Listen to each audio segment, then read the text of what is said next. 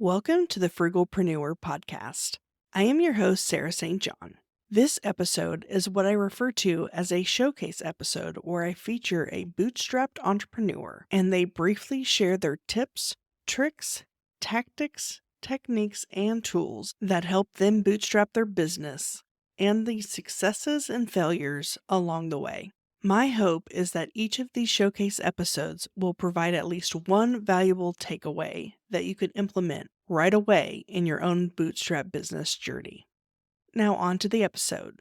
I got my start back in 2010 when I created my first digital agency called Amazing Creations. We were actually helping a company sell health diet products online, and they were only making about 500 bucks a month, and we got them to 50K a month in less than 6 months by using very targeted landing pages and driving targeted traffic to it to help manage these pages and everything. There wasn't really a tool out there that helped us do it at that time. So we went off and created our own tool.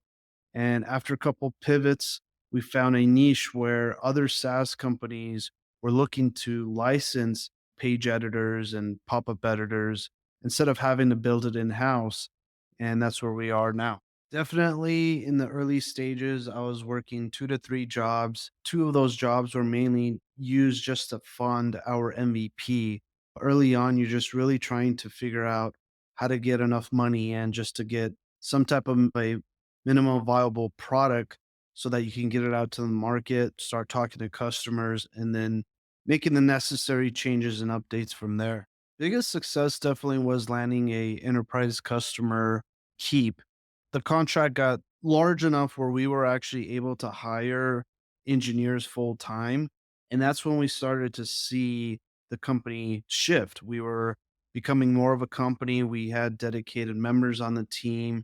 It's just getting to that one customer that really changes your roadmap of the company. When we first started to bootstrap, one of the early things that I was doing actually was maxing out my credit cards, basically going to PayPal, maxing out the limits, and using that cash to, again, fund the development of this product.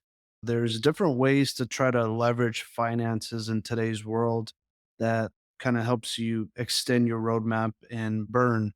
And so I think it's important if you're going to be bootstrapping, again, you try to find some type of supplemental income that you can generate to fund your bootstrap company, or really try to leverage finances that have very standardable interest rates that allow you to be able to make those payments.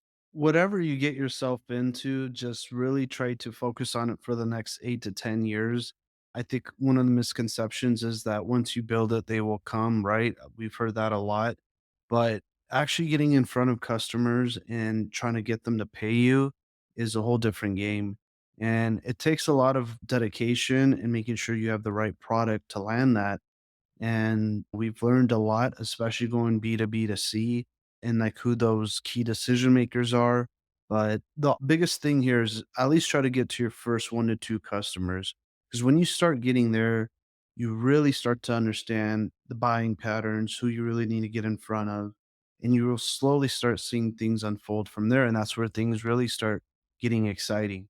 I hope you enjoyed that episode and were able to take away a valuable nugget of information that you can implement right away in your own business. If you feel your story would be valuable for the listeners of this show, please visit frugal.show/guest.